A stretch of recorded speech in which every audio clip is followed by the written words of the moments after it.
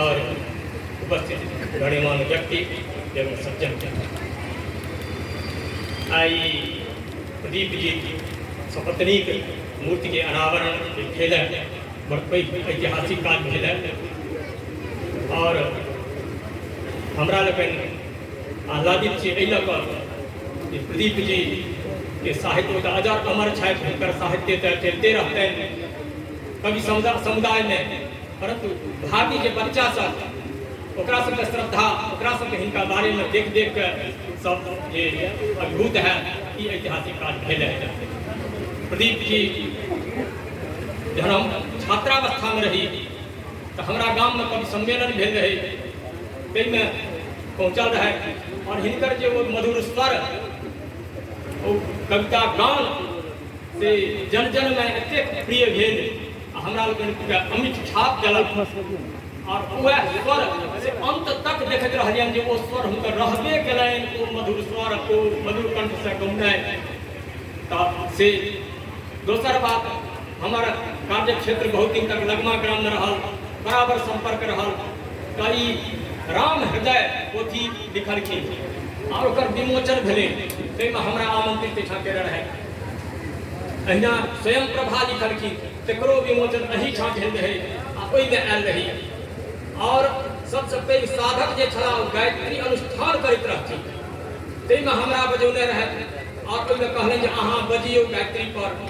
थोड़े काल भाषण देने रहिए। ई सब जे संपर्क हुनका से बहुत पैघ उपलब्धि हमरा लेल भेल और हुनकर जे साहित्य सीतावतरण महाकाव्य लिखलखिन और वो महाकाव्य एहन सुंदर भेलै, तकर बाद हुनका उत्तरार्ध होकर से तिरुपति से तिरहुत धरि के वो कथा कऽ महाकाव्य लिखलखिन। एहन भेलै जे हमरा बजौलनि आ कहलनि जे भूमिका अहीं लिख दियौ और ओकर भूमिका के प्रसंग में कहलिए कि दुनू एक कथा छै कि दुनू जोड़लिए अलग अलग छै, तो कहलनि जे बुझी अहाँ, तो हम दुनू के एके मानि लेलिए और वो भूमिका लिख देलिए। तो वो कोई प्रकार के हुनकर के रचना अद्भुत वो रचना छै, ताहिमे प्रश्न केने रहै कि कते गोटा कहै छथि कि व्याकरण के किछु गड़बड़ी एहिमे रहि गेल, तो हम पढ़ि के कहलिए जे व्याकरण प्रदीप जी जे लिखथिन ओकरा अनुसार व्याकरण बनते, व्याकरण के अनुसार प्रदीप जी नहीं लिखथिन। एहि प्रकार हुनकर जैसे महान दृष्टि, महान विद्वान